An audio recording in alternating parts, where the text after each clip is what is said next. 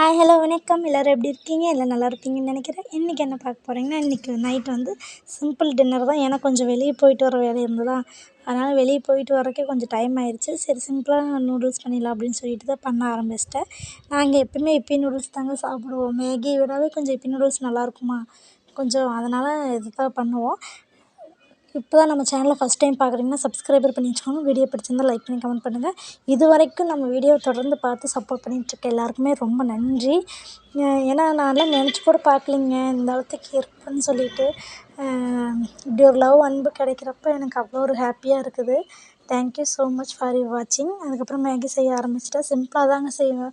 ஏன்னா இதில் இப்பி நூடுல்ஸ்லேயே கொஞ்சம் கேரட் பீன்ஸ்லாம் இருக்கும்.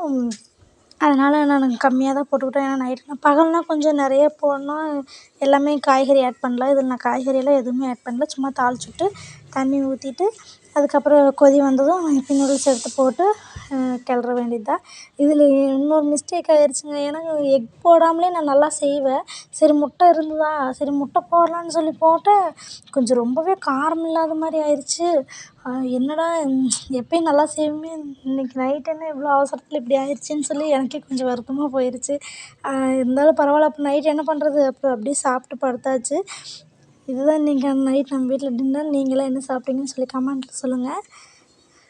நான் எவ்வளோ விஷயங்கள ஷேர் பண்ணணும்னு நினைக்கிறேன். ஆனால் அப்பப்போ டைம் கிடைக்கவும் மாட்டேங்குது. எதுவுமே அதுக்கான டைமாகவும் இருக்க மாட்டேங்குது. ஆனால் என்றைக்குமே நமக்கு கஷ்ட காலத்தில் நம்ம கூட இருந்தவங்கள நம்ம எப்பயுமே மறக்கக்கூடாதுன்னு தான் நான் நினைக்கிறேன்.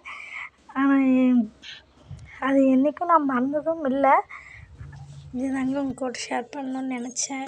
ஆனால் இந்த அடுத்தடுத்த விலாகில் எல்லாமே பேசணும் பண்ணணுன்னு தான் நான் யோசனை பண்ணிகிட்ருக்குறேன். ஏன்னா எனக்கு தெரிஞ்சதெல்லாம் உங்கள்கிட்ட சொல்லணும் அப்படின்னு தான் இருக்கேன். அதுக்கப்புறம் வீட்டில் கொஞ்சம் கொஞ்சம் சின்ன சின்ன வேலைகள் இருக்குது. எல்லாத்தையும் முடிச்சுட்டு பாத்திரமெல்லாம் கழுவ வேண்டியது இருந்து எல்லா பாத்திரத்தையும் போட்டு கழுவ ஆரம்பிச்சிட்டேன். எல்லாமே கழுவிட்டுருக்கிறதுக்கு அந்த சைடு தண்ணியும் கொதிச்சிருச்சு. அதுக்கப்புறம் மேகி பிச்சு எல்லாத்தையுமே ஒவ்வொன்றா போட்டு கிண்ட ஆரம்பிச்சிட்டேன். அதில் இருக்கிற பொடி கூடவே நான் கொஞ்சம் பொடி சேர்த்துவேன். சரி இன்றைக்கி அவங்க சாப்பிட்டாங்கன்னு சொல்லிட்டு காரமே போடல. அதனாலேயே கொஞ்சம் இதாகிருச்சு. அதுலேயும் முட்டை போட்டதுனால தாங்க கொஞ்சம் பிரச்சனை ஆயிடுச்சு.